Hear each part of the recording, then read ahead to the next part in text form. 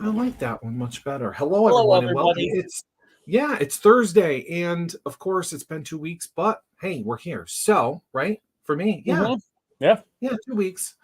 So, Brian here, and of course, I'm joined with my co-host Daniel Payton, Yep. I'm author Daniel here, kicking and going, and I have like a month off between my last convention and my run of the next convention. So this is my Payton. this is my vacation. Though I'm working myself to the bone on several projects right now. I hear you. Yeah, I hear you. So it's been 2 weeks. We decided to come on. We don't have a guest, but because we've been both busy, I'm pretty sure with, well, not similar things, but sort of, when it comes to books, anyways, I'm assuming. You have been busier than me because you've been out Hmm. enjoying people looking at your books, buying your books, signing your books, taking pictures, throwing them all on Instagram and Facebook. I love all the pictures. Oh I yeah. love when they're holding the book, you know? Hmm. Yeah. Braxton's really good about remembering to do that. Some of these conventions are going so fast that I'm like, I'd like to take it, and they're gone. So I don't get it as often, but I do like seeing that. Yeah, that's always nice. Um, no, since our last show, I went to Knoxville, Tennessee for Rocky Top Game Con and did that Mhm. one and came back. It's the first gaming convention that I've ever done a book signing at. And it's the second year they ran this convention. So it's not big. And last year when they ran it, it was primarily just a Warhammer tournament for the Warhammer tabletop game. Yep, And yep. so this year, pretty much the same thing. The focus was the gaming. They had big Warhammer tournaments. They had Magic the Gathering tournaments. They had Warhammer Fantasy tournaments. They had all kinds of stuff going on downstairs. And upstairs were all the vendors. They want to make it more like a Comic-Con, so they got all these vendors in. But it was very different than I'm used to. I see Mark Allen Mazance on here, John Clark, and Bridget. Bridget. Bridget is one of my coworkers, y'all. She Hello, works Bridget. in the print and marketing department. Hello, Bridget. Her first Nice. time probably watching me. Nice. Scary. Oh boy. Now Eh. she can see what I do outside of work. Yep. At least 1 hour, one day of the week. But That's right. so Absolutely. it was a hectic event at the GameCon. In one regard, it was just different than I'm used to. But at the long run, it wasn't the busiest I've ever been. It was very slow because the majority of people visiting were there for the games. So when they had the tournament going during the rounds, it was like everything just went silent. And I'm upstairs with the Right. vendors just kind of chilling. And I had a lot of fun meeting vendors, talking to people, getting to see what they do. But then when the rounds would end, we get busy. So it was okay. Probably not something I'll be looking for in the future too often is game cons. It just doesn't seem to be my run in the mill. But lots and lots of Comic Cons coming up. But I did have fun at this one. They were nice people and all. Oh, Bridget says she has watched before, so this is not her first experience Oh, with well. you on this. So I did not know that, Bridget. I'm sorry. I'm sorry, girl. I'm sorry. Oh, I almost tipped over my coffee. I had to literally run. Yeah. So, anyways, we're running a little bit behind, but that's all right. By what? A couple of minutes. yeah, we're good. So now that everyone is rolling on in here, we have Bridget. My aunt is here. Hello. My aunt Val is here. My aunt Ooh. My aunt Stephanie is here. That is her daughter, Amber, by the way. She uses her Facebook to watch us. So, who else? What? Bridget? Oh, it's okay. And then Mark. Yeah, Look into Mark suggests Gen Con is one of the largest conventions in America, and I believe it's technically the largest gaming convention in America. And I'm definitely interested in that one. I have now, because of some good fortune of with publishers and people I'm working with, I'm now being invited to some and setting them up myself. So I've actually have two different angles, which is really cool because several of them I'm doing like Dragon Con and Fanboy and Knoxville. Both those now I'm technically invited to. The convention actually puts me up in the hotel. The convention gets me there to travel. You know, it's actually not me having to deal with all the arrangements and setup. They do it. So this is really cool. So I gotta talk to people and find out about that. But yes, I've heard a lot of good things about Gen Con. I've known about it for years. So that one, even though it's a gaming convention, I think that one would definitely be very lucrative for the vendors area. Okay. So I actually will be in Indianapolis at the end of November for Fanboy Indie. They have their own Comic-Con there just for Fanboy. So that one I'm already set up for, and I'll be doing at the end of November. So that one's gonna be fun. Sounds fun. Yep. Oh my God, does this mean that because I have self-published my book? Oh my God. Folks, it's only 77 pages, so don't get too excited here and jumping up and down that I've published my book. But hey, there it is anyways. My sister bought a copy, a physical copy of the book. I didn't think she was going to, but she did on Amazon. And she said it came out fantastic.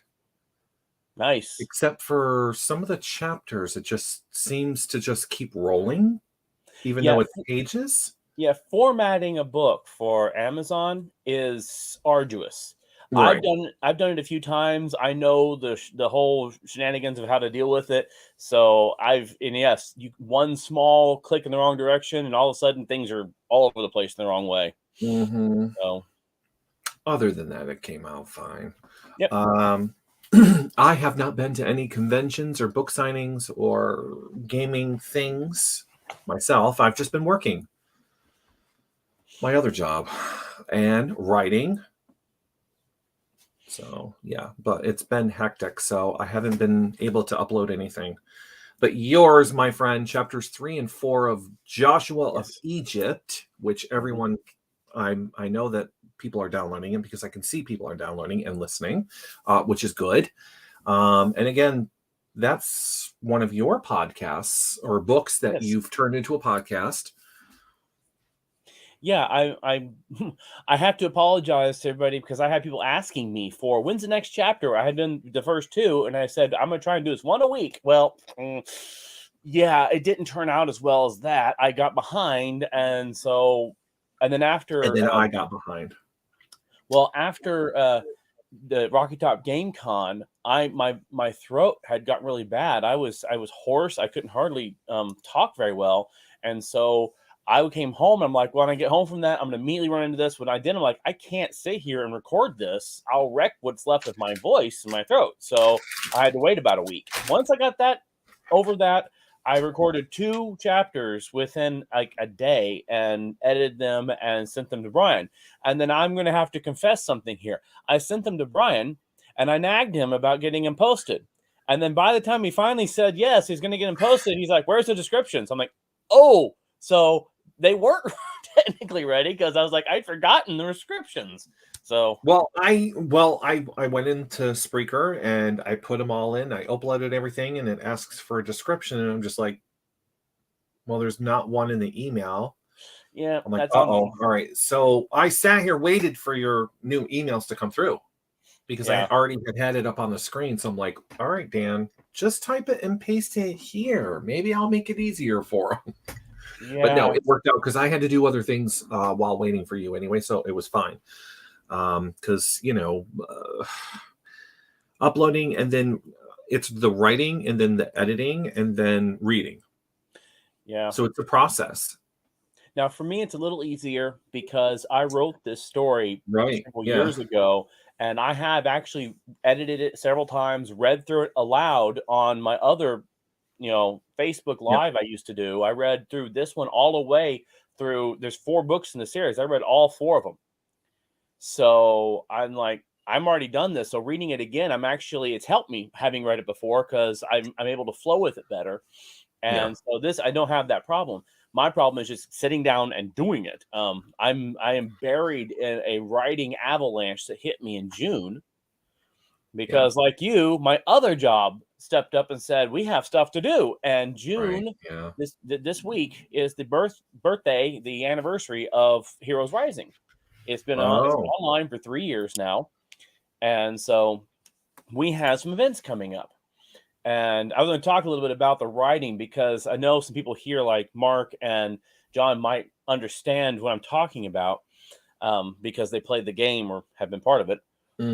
As that I have a storyline, and this is the 3rd major story arc I've written for the game. I did 2 story arcs within the first year, and then started a second one. I decided to roll out a little slower because I was really overdoing it in that first year. I did like 300,000 words in 1 year. That's a lot, especially when I'm trying to do my own writing as well. Well, I started this one January of 21, and I rolled it out a lot slower, not once a month like I was doing before. I did it a little more breaking it up. I had it all planned out. I had this whole story ready to go. I knew where it was going to be leading. And the beginning of this year, Nick, who runs Heroes Rising, came to me, and I can say this now because it's already been revealed in the games. I couldn't before. Nick wanted me to do a crossover event between Mecha Galaxy, his other game, and Heroes Rising, because they're both supposedly within the same universe. And he wanted me to put it in the main story, which is a huge change to the story I had planned. So 2 storylines or 2 chapters of this back, which is I think April, when I put this out, I had to do a major change. And since then, I've had to do major changes. And this month, the end of this month, is going to be the culmination of the Mecha Galaxy and Heroes Rising stories crossing over. The conclusion of a year and a half of story is coming at the end of this month. All this is coming down, and I haven't finished writing it. I had it all planned and written before, but I had to literally just trash what I did and start over. And I've written close to 15,000 words this past week, just trying to get it going. I've been absolutely pounding away at this. And I mean, I love it. The story is cool. I hopefully have done a good job on blending the two and making it work right. But for people who might have been expecting one outcome in the story, and it's now changing a little to a different outcome, it's really not my fault. It's literally, I had one storyline and had to just kind of rip it apart and start a new conclusion to that storyline. And that's been hard. It's been a real writing challenge I never have experienced before. You know, I've been in control of stories I've written from day one. Every story I write is my own control. When I'm done, I'm done. And then somebody else looks at it and says, oh, we need to make some changes to little things. This is while I'm writing it, somebody else who's paying me to write it's coming going, I need you to change that major part right here. You know, that's what I'm paid to do. So I do it. But wow, it's been an experience. John Clark says he's writing a new story while waiting for the train in the morning. I understand. Every week during the school year, I take my mom to a class she takes at our church on Tuesday mornings, and I have nothing to do but wait for her so I can bring her home. And so I sit there in the church with my laptop and I write, and I actually do better and more writing in those few hours at the church than I do practically the whole rest of the week. And I set that aside to be writing for whatever I want to write. It's not stuff for Heroes Rising. It's not editing for somebody else. It's literally just time for me to create something of my own. That's always fun. Are we having trouble? No. Yes. No. I'm just going to keep going. I'm like really bright right now because for some reason my lights went off and I don't have a phone. That's one of the reasons why I'm late, because I replaced my phone. Oh, yeah, you said that. So now, yeah, I wondered, you seemed awfully bright on your end. I don't have the controls for the lights around here. So my screen is very bright because it's dark and there's no lights on in here. But anyways, See, I used a little switch on the wall to do mine, so. But I do hope people have been enjoying those who are following the Heroes Rising story. This storyline I've been doing is more. It started out with a lot more covert stuff, more differently. Before, the 2 stories I did before had a lot more of a supernatural hint to it, and so this time I decided to go whole hog on superheroes, which is a lot more slide into the science fiction realm, and so. More conspiracy, more, government stuff, not as much, magic and mythical things like I had put in before. So it's been a fun change of pace to really focus on a typical superhero setting, but it's again, it's stretching, and I recommend that to anybody who's an author is take a moment of time when you have an opportunity to write and you've only written one or a few boxed ideas that you like or themes or genres or whatever. Step outside of that and force yourself to write something that's completely out of your normal. And even if it's garbage, it will stretch you as a writer. You will find new tools in your box for when you want to write something in your original favorite areas. You will actually find yourself writing better in those areas. It's true. That is true. So you finished your first book and you've published it. Is that what you're also reading in your podcast? No. So I finished the podcast. I finished the book. I did 10 chapters. I'm like, woohoo, I'm done, you know. And then I'm like, you know what? I'm going to publish it. Let's see what happens. Let's do ebook. That way, you know, if people don't want to listen to me read it, they can at least buy it and either, you know, read it on their iPad, tablet, whatever, or have a physical copy. I'll do that too, whatever. So the prices are a little high. They said it, I didn't. So I'm like, wow, $9.99 for a 77-page book. I'm like, that's a lot of money, people. Sorry, but you know what? You're helping me. So yeah, I did that, and now the plan was to finish that one. Once I'm done with Fear on the High Seas, which I am, I was to then move on to the second book and start writing that one. But while I was writing book 2, because there's 4 in the series, I was going to read. I got my friend there, Elizabeth Spoon, that wrote Murder in Stratton County with me, to agree to put that on podcast. I'll just read the chapters and put them out there and see if people take to that one, because that one's totally different than, you know, what I'm writing. So that one's like murder mystery kind of. So I'm like, okay, it picked up. I'm like, uh-oh, I got to keep going then and keep reading these chapters. But these chapters are chapters. They are not like my chapters where they're just enough for me to read 23 to 30 minutes long. I only make my chapters 6 to 7 pages. That's it. Yeah. Because it's easy enough for me to read. And I wasn't planning on putting it to print.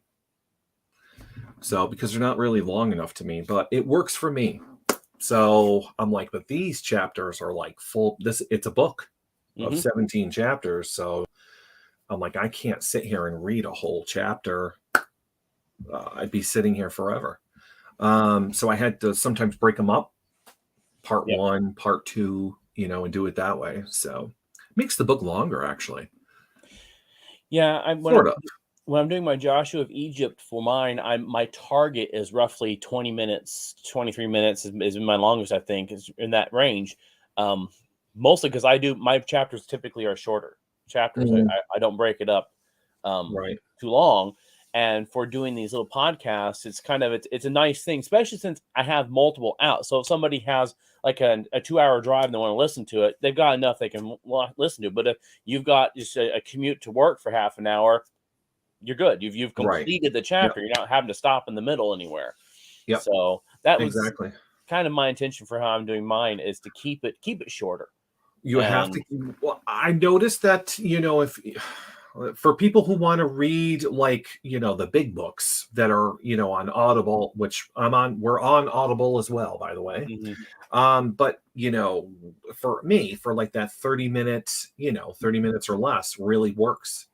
It really sticks with them because they retain a lot of, you know, information. And I think that they learn the characters a little bit better if it's a little bit short, or how you read yourself, how fast you read, how slow you read, you retain, you know, something. Because I can talk to anybody that listens to my podcast when I had it on, and they're quick to point stuff out that you even forgot. So it's like, oh shoot, I did write that, didn't I? So, and I stole, and I'm sorry, Wraith Rain is her pen name. My favorite serialized author that does podcasts. That's where I got these ideas. I stole them. I'm an author thief of ideas. So she does the same thing. Hers are less than 30 minutes. I know every character. I know what's happened. And there's 140 chapters. And I know everything that's happened because they're so short. And I love how she does it. So yeah, there you go. So as long as we keep them under the 30 minutes at least, yeah, it'll work. It to me, just as I said, Right? I've met people Right. who have different levels of time that listen to podcasts, but this way, again, mine is compartmentalized. You can do 3, you can do 1, you can do 2, however many you want to Mhm. listen to. I'm going to try my best between now and when I go back to running to conventions to record a good chunk of them. And I may ask Brian, because he's doing my publishing, I may ask Brian to dole them out a little slower, not do them all at once, just dole them out a little slower. But Oh, well, I felt bad. This consider it a bonus chapter, folks, and because no, I wanted you to do both of them at once because oh, I was like okay, 3 weeks out of date on this. So right, that, yeah, that was on purpose. Yes, that was perfectly fine. But I would like to make some. In fact, I'm planning tomorrow or Saturday, recording at least one more and getting it put together and put out there. I just hope people are enjoying it and that it sounds good, because I worked really hard and I'm working myself with using Audacity. And I have my friend who recorded the Winter Wizard, he gave me some tips on how to record it and set it up so the sound sounds better. I'm doing all that I can to make it sound good and to read it well. And you even get to listen to my idiotic voices that I do. I try to give characterization to the voices. That's I've noticed. I've listened. I have to. I mean, I have listened to it in my car. You sound fine. I have no problems. God, I'm so white. He needs to hurry up with the phone. Anyways, I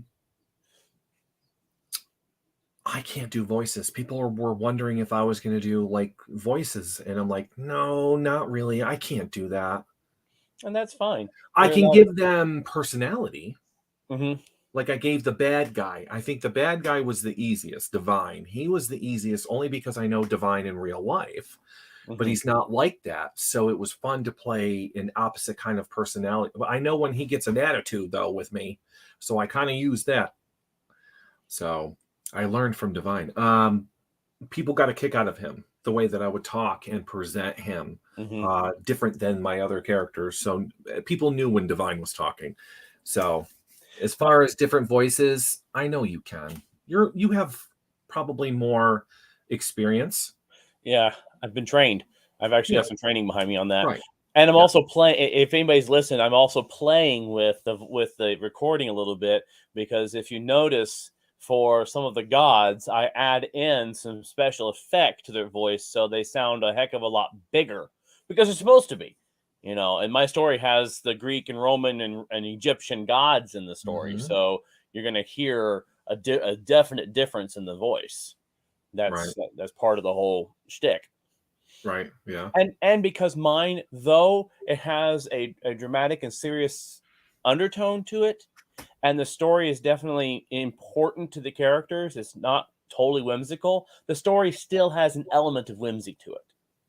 I mean, my character is a dog man who's been cursed by a djinn, which is a bad genie, and he's tasked with a destiny of killing bad gods using a fabled sword. I mean, that right there sounds, I don't want to say corny, but it's definitely not. I mean, I could present it very, very serious. I really could. I would never call something like Game of Thrones corny and hokey and whimsical. He presented it very, very serious. Mm. So you can do that with fantasy, but I write mine with young adult tone. So that's the point. So I don't mind having a little fun with like the gods' voices and stuff, and playing a little bit with them to make them sound different using the computer. And I don't feel like it takes away from the essence of the story either. I think it adds to it. Right. That's true. My dream is to one day do a sit down recording like this with a group of people who I script it out and have a narrator reading through the non-vocal parts, but then have all the parts played by different people. Do a table read where they're actually reading in character of their characters, and particularly women, because I do female voices. Yeah, I can't. Sorry, folks, I can't do it either. So don't. I already may be gay, but it doesn't really help me in any way. I know that some people may think so, and I hate listening to myself. I really do. But I listen to it because I just do. Yeah, no, I'm no good at the female voices. I'll try to be lighter. Like, not as like heavy toned, Yeah, I try. Basically, I lift my voice up and talk softer. And mostly Mhm. it's not because I don't want someone going, oh, he's trying to sound like a girl, because I would sound even more idiotic Yep. trying to Yeah. really sound like a girl. I just want to make sure by intonation that when you're reading, when I get to their line, you know who's speaking. Right. That's more important to me. And so Absolutely. Yeah. I would definitely be working on that. I can do men's voices a lot easier. Definitely. How's that? Jesus A little more Christ. balanced.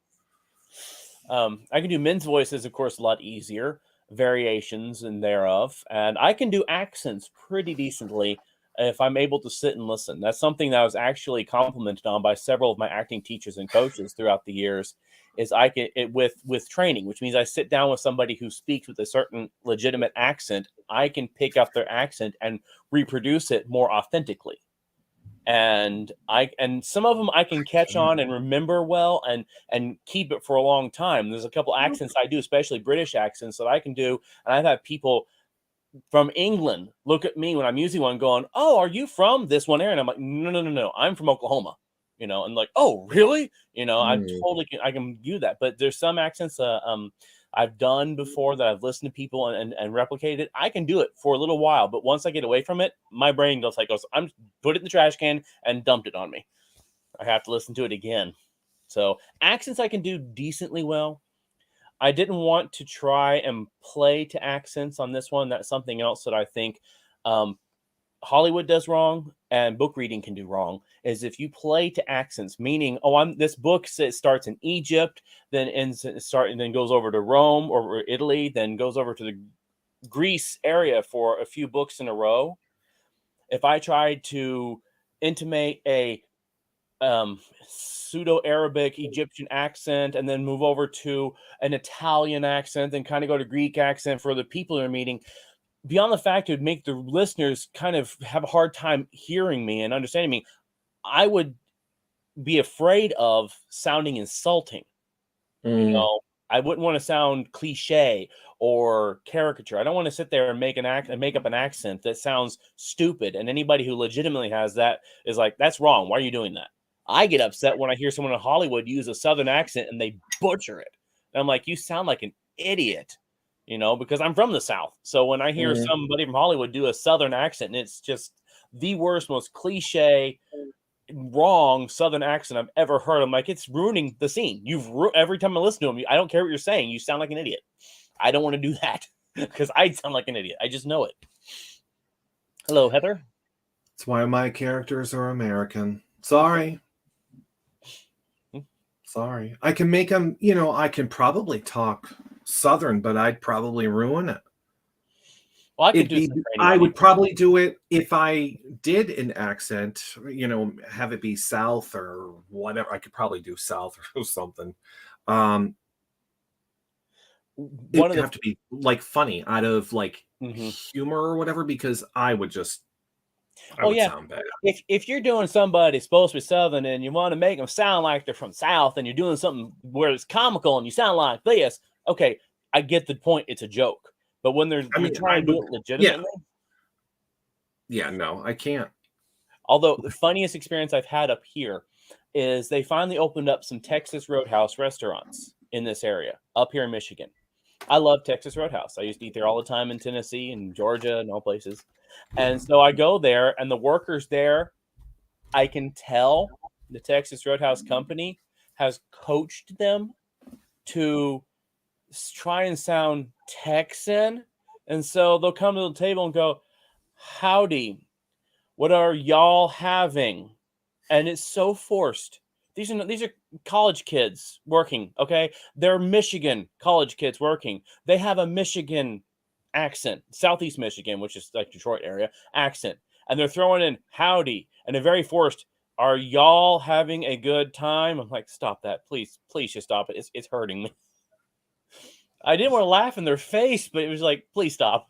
I know that's not real. What are you gonna do, right? What are you gonna do? I don't know. People pretending to be other things. So, oh, hello. Yep, my sister. Hello. I'm still missing a sister though. Oh, that's just too bad. Is Bridget still with us? My grandmother finally made it a little while ago. Welcome. Kayla is here. Look at that. Speak and she shall appear. And if y'all have any questions about random stuff, just throw it out there. We'll try. Oh yeah, we're taking questions tonight. That's right. So the show is also a Q&A show. So if anyone has any questions about anything that we have talked about, want to talk about, any ideas, any of our books, or book for me. It always starts with one. Well, two, technically. I have the other one, but it's just not out. My first book signing I did at a Comic-Con was in Knoxville at a little thing called Marble City Comic-Con. And I had my first original self-published printing of Dragon Wand. That was what I had there. And to look back on it, I'm almost cringe at what I was trying to do then. But yeah, I started. That's where I started. And that was quite a while ago. It takes time. Yeah. I'm just having fun. Mm-hmm. Mark asks, are either of you Stranger Things fans? I am not. I don't really care for stuff that's in the horror genre, and what I've seen of tried to watch Stranger Things, it leans too hard into that. For me, I just don't care for it. It's not my taste. I have nothing against it. People can like it. It sounds like it's really cool. It's real popular. Huh? Well, I mean, are we talking the new one, or are we talking like the original one? Because there's two of them. They're the same thing, but one's older. It's a show from back in the day that they brought back with young. I don't know what it is. It looks creepy.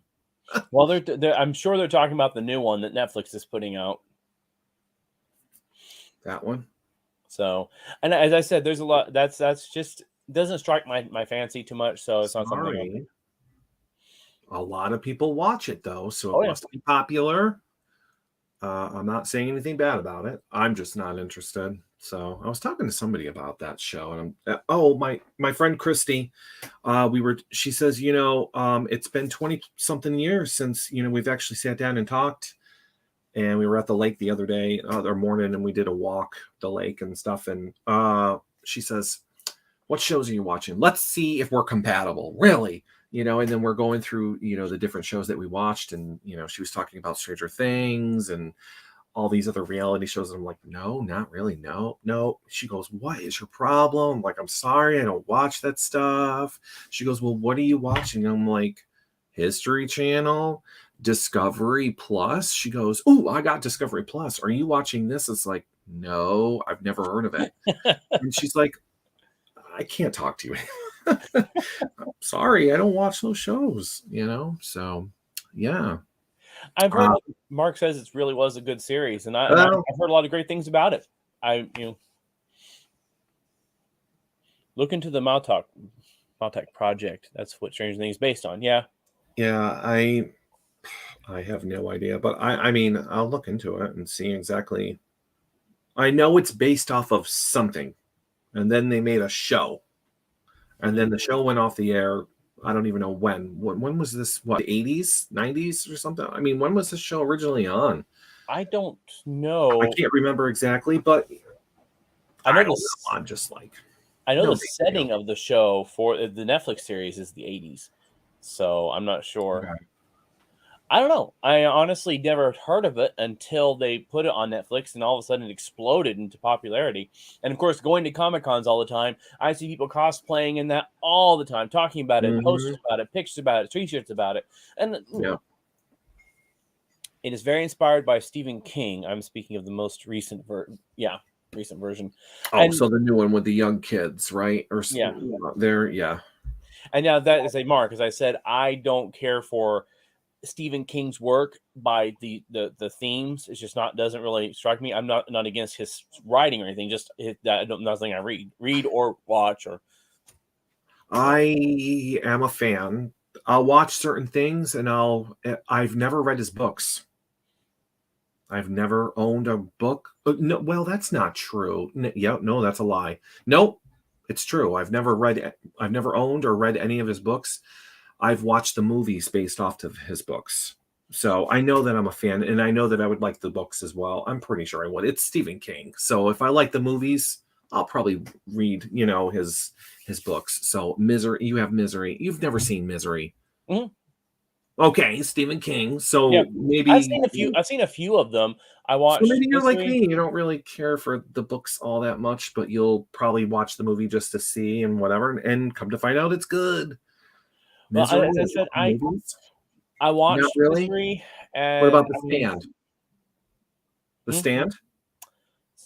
I don't believe I've seen The Stand. I'm trying to think here which ones I've seen. Of course, that's The End of the World, the Devil, blah blah blah blah. Okay. Green Mile. Okay. Misery. Yeah. Oh my goodness, I can't think of the name of it. Tremors. Wasn't Tremors one of his? No. I'm a fan of the movies. I know what you're talking about. Yeah. But I don't think that was him. I'm not sure. I might be wrong there. And the thing is all the ones I've listed outside of the Green Mile, absolutely never wanted to see him again. I didn't like him because I don't like that particular genre. And so I just don't. And I can tell you, and I'll divulge this. I know I'm doing it publicly, but I have a phobia. I have a clinical phobia. And well, it sounds weird, but I have a phobia of nothingness, of darkness. Not being scared of what's in the dark. Darkness itself. Like I never sleep at night with lights off. I can't. Atreyu, no. The nothingness is gonna get you. No. I'm absolutely, really? And I have been that way since I have heard of it though. I've been that way since I was very little. I couldn't do it. If my parents turned lights off my room when I would sleep, I would unconsciously sleepwalk into their room, and until I had light on. And just the other day, I had an attack of it. I was almost went paralyzed, and literally mentally woke up like 5 minutes later, standing in a different floor of my house because I physically ran from what was scaring me. So I can't explain it.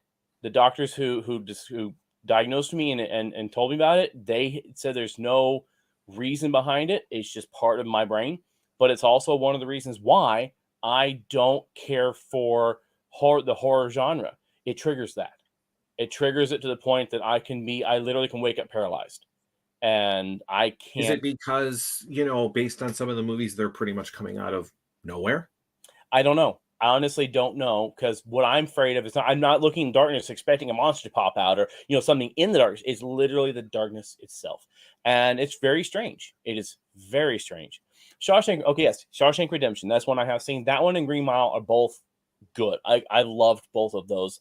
Very good stories. Very different stories in their own regard. So those good, and showcases the fact that Stephen King is versatile and has a range he can write from.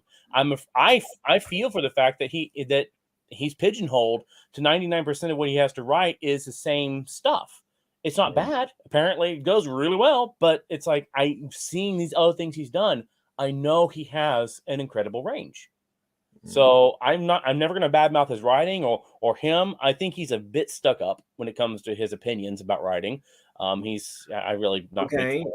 Okay. But, this is interesting. So do you think that if you ever wrote horror or attempted to write something, do you think that you would have a better understanding of it, or I probably would not fear so much? Maybe if you kind of faced it and maybe writing it your own way or something. I don't know. I've actually thought about it, especially for I'll tell you this. I've never written it, and I don't think I ever will, because when you write, you dig into yourself to write, and I can't bring that out of myself because it's so terrifying.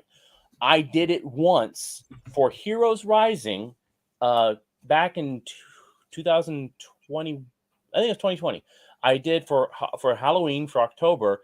I did a series of stories where I put the known characters in the game in their most frightening experiences. I terrified them. Somebody was attacking the station and terrifying them, and it's whimsical, it's silly, it's not going to scare anybody, to be honest.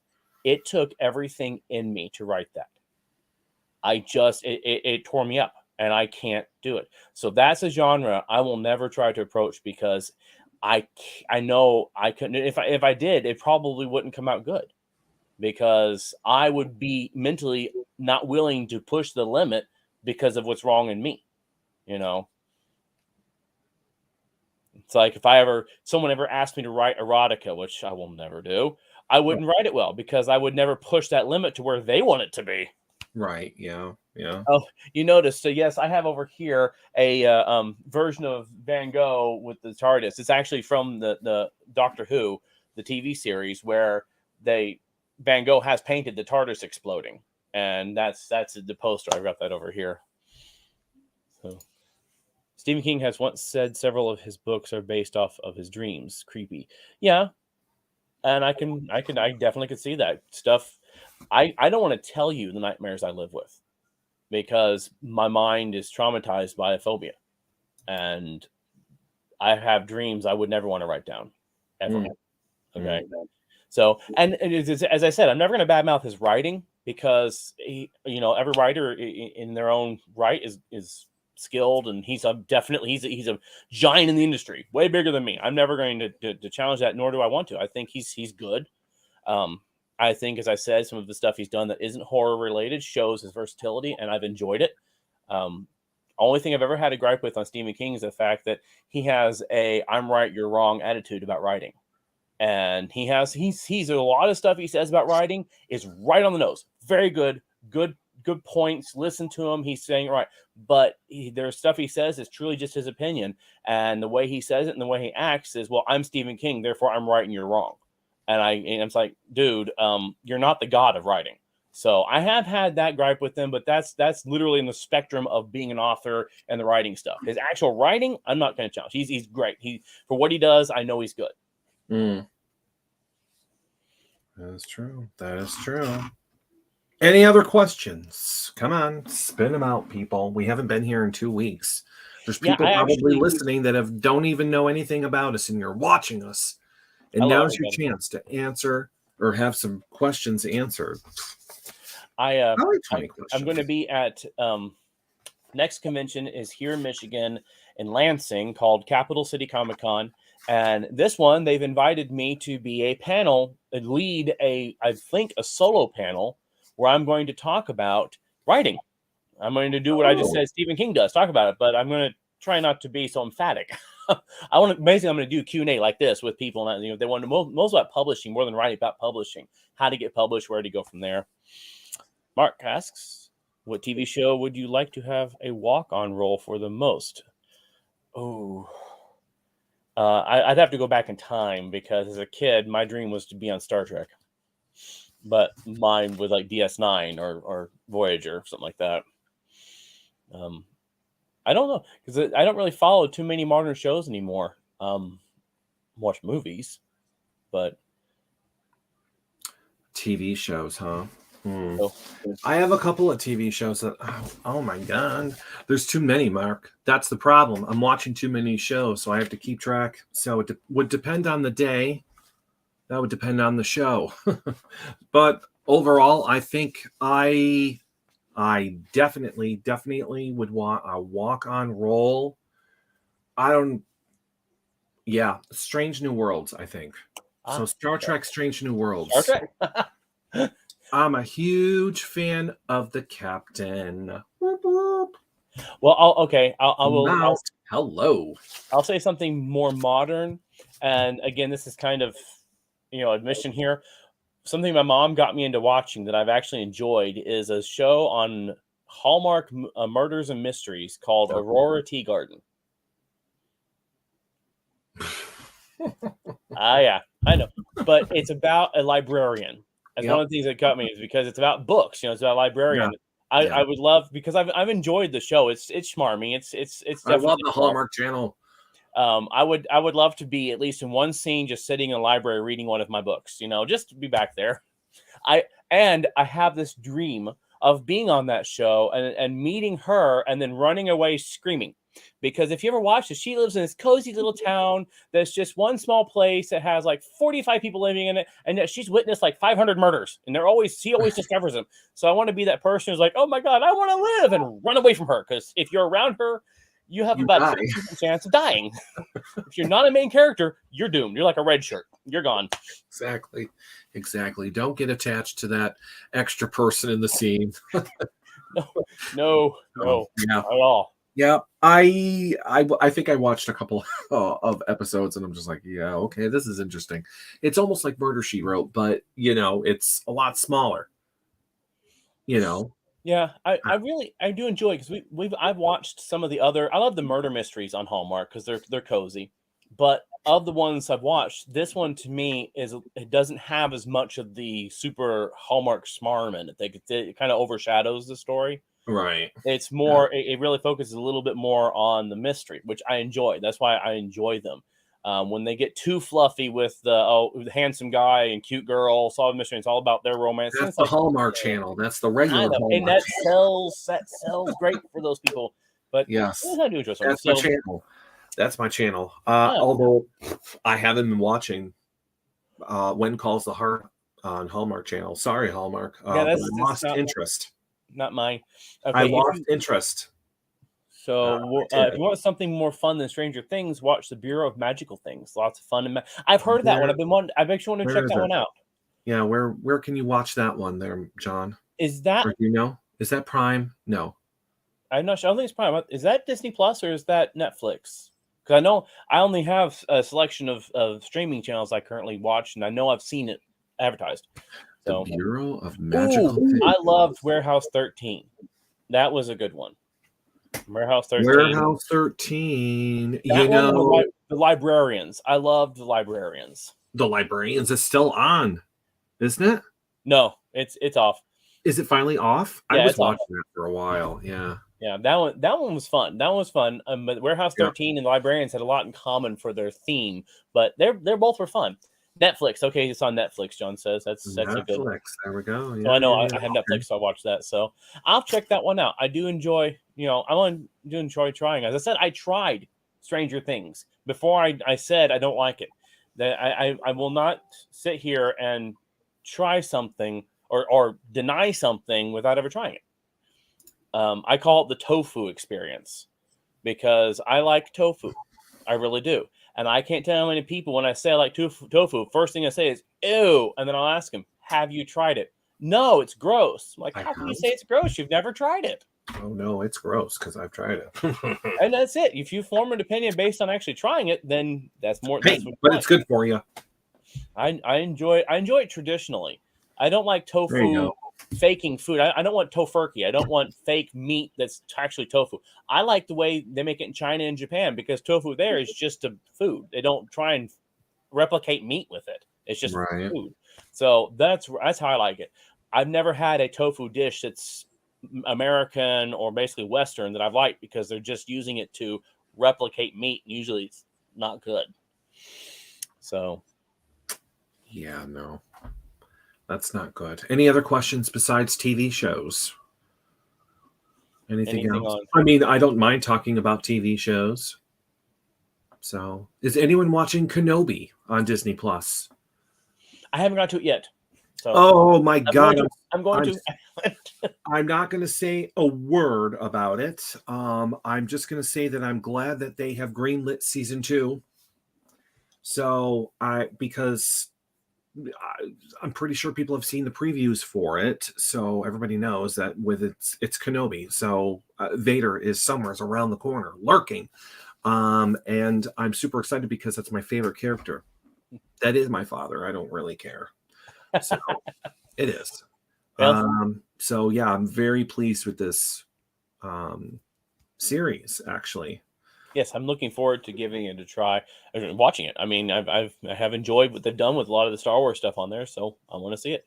I'm also watching. Well, everything's on hiatus now. Mandalorian is supposed to be coming back next year, and then I'm done with Picard. Discovery's done. I'm done with like lots of things. So now I'm like trying to find newer things to watch. So I'm always on the hunt, folks, for new things to watch. Yep. And of course, for people who are in desperate need of entertainment, we've got books, we've got audio recordings, we've got stuff for you. That's true. We're producing our own entertainment right here. That's right. That's right. I had to rename pretty much the name on the podcast, R. Mason, like media. Mm-hmm. Because if people look for Joshua of Egypt, you can type in Ryland Mason and it will pop up. Which is not, well, it's kind of connected, but it's not me. That's why I put Joshua of Egypt by Daniel Payton. So people know it's not me. So I had to switch my public profile on Spreaker now. So John Clark, I know, has published work and he's working on stuff. John, you need to come on here as a guest. I would love to talk to John. Yes, John. John or Mark. Mark needs to come on too. Yeah. I don't know why. Just come on, Mark. One of these days, folks. Yes. You get in touch with me, John, and we'll set up a time in the near future where you can be a guest on here and we talk about your work. That's something. Recently, I was talking to somebody at the convention who has worked in Hollywood. He had just dropped out of screen. He did screenwriting. He worked on TV shows and other work. And he has backed off because he came back to East Tennessee. There's a production company there that wants to hire him as their lead writer, and it's a good position. Anyways, he was saying that Hollywood right now is really, really, really scared to try new IP, which is intellectual property. And so that's why they're rehashing and rebooting and redoing so many things. They're re-releasing so many movies. I mean, Top Gun, a great movie that's new, but it's just more of something they already owned. You know, they're just recycling stuff. And he said Hollywood is scared to death to try something new because Hollywood's kind of hurting for money a little bit. But also they're getting really paranoid about failure. And so as I'm sitting back thinking, you know, that's one thing I want to do is create new. I want to give you something, a new adventure, a new character to love. You don't have to keep loving the same characters. For heaven's sakes, these actors who keep playing are getting tired. They're getting a little old, people. You know, it's true. That's why I'm kind of like, I didn't want to just stick with one genre. So that's why I'm bouncing. So I did the whole romance thing, plus a little bit of destruction and whatever else I wanted to do in that book, which was fun. And now I bounced over to adventure. So Jack Jameson is my newest one. I've already done one chapter. I've already read it, sent it out. I'm currently working on chapter 2. So hopefully I'll be done by tomorrow and I'll release that for this week. But he's like almost like Indiana Jones. So it's going to be fun. It's an adventure. So yeah. And then I'll bounce back to the romance again. Yeah, so. I'm bouncing between sci-fi, fantasy, and superheroes. Mostly superheroes because of working with Heroes Rising. But I just recently was thinking I really, really want to write some more sci-fi. It's been too long. Or sorry, some more fantasy. It's been so long. I want to, yeah, but I just don't. I don't think I have the patience for that because I tried, and I got so far, and then I just gave up. But I'm pretty sure that if I put my mind to it, because I've started doing it a different way with something else and it seems to be working. If I dabbled in science fiction, I probably could come up with something. That'd be awesome. I do know, good news, that Cosby Media is currently in the production phases of Earth's Last Starship 2. So raise the roof, folks. We're working on that one. And then I have a lot of people asking me for when the next Dragon Wand comes out because book 5 is a cliffhanger because book 5, 6, and 7 are one story, just like 1, 2, and 3 were. And book 5 ends with a couple shocking things that happen and it just stops. So that's coming. And then I should very soon be starting work on my newest book that's not related to any other series called The Owl-Headed Wand, which I've talked about. But I always tell people it's not a sequel, nor is it part of a series. However, The Owl-Headed Wand is set in the same universe The Winter Wizard is written in. So same Okay. same setting, same magic system. I know I said it before the Winter Wizard, because I'll say this: one of the characters that is mentioned in the book is Alicia, who's the Jade Queen. But in this story, she's a very young little girl, and in Winter Wizard Chronicles, she's the queen. She's a full grown adult. So it's definitely set before that, but it's not a prequel or anything. It's definitely its own book.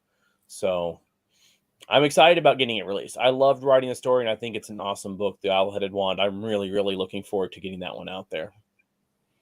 Very nice, very nice. I'm trying to remember who Alicia is.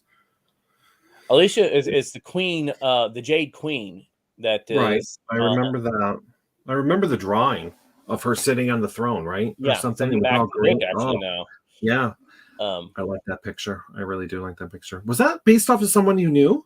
No, actually, I got a website that I use that has like art models on it, Okay. and I found several poses from this one woman who was posing with a big gown on, and what she was wearing was almost like Cinderella's big gown. So I had to basically took shoulders and head to basically the frame, Right. and painted that, and then I painted a jade throne separate, and then combined the two pictures so that I would have that picture of her, because I really wanted.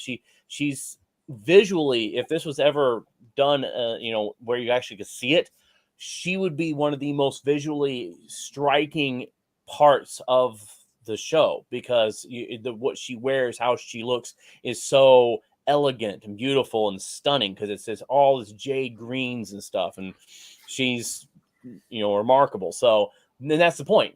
She's the queen. She's that's the point, is to make her look powerful in every way, and how you dress and how you look and all is actually part of that. So I wanted that. That's something I want the readers to pick up on, is that whereas I get some good description here and there of people in different ways, but she should stun you when you see her. The idea should stun you when you see her. But yeah, that's her in the book. She's the queen.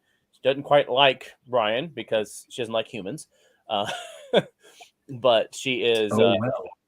But she's in the Owl-Headed Wand. She's the only crossover. She's the only reference for the two, people-wise, that connect the two books. Locations are all the same: the Crystal Palace, the Capitol, the city. So there's places in this that they go to or mention that are in both books, but people-wise, she's the only one.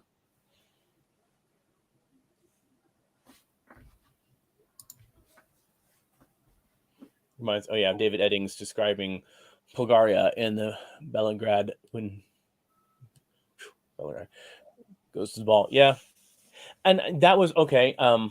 A good example of what I'm talking about, how you want a character to be visually striking, is actually from the new Cinderella that Disney did, the live action one.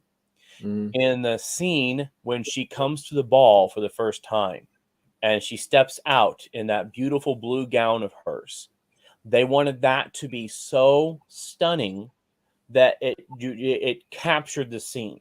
It draws everybody's attention to her. And in fact, they didn't let anybody on the set see her in that dress until they filmed the scene.